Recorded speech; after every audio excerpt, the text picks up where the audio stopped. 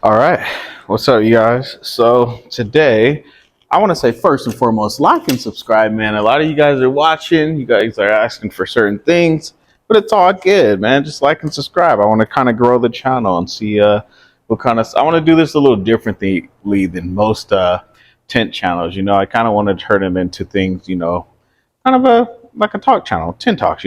Like, subscribe.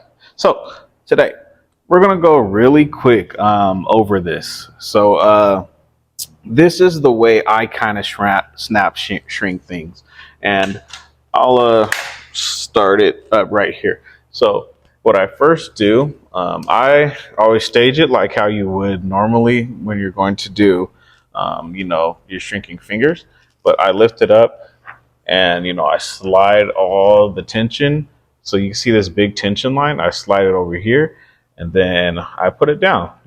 I stage it just like how I do fingers. I come back, I slide this tension, and I go over here. So now you have these fingers, and boom, there are your fingers.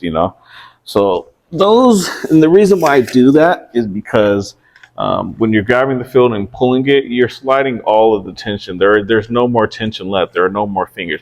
If you wanted to shrink it just like that, you shouldn't have most of your problems will be gone. But, in the perfect world, it would be. So this is what I do. The first part, I shrink it normally. And then, boom, I'll just do this with my left hand. So that's how I started off. I just get all the fingers, and I know a lot of people who do this, they just, instead of doing it like this, they'll just go ahead and pull the film up and snap it. I don't do it like that. That's just not my way of doing it. If you like to do it like that, then that's fine. So for my second step, after I shrink the fingers, because this is just the easier way, this is the easiest way to snap shrink to me. It's kind of like a little shortcut. It's like, it's a hybrid method. So I come over here, I lift all this up so I can get air under the film. Come back, I'll start heating this to break the lines.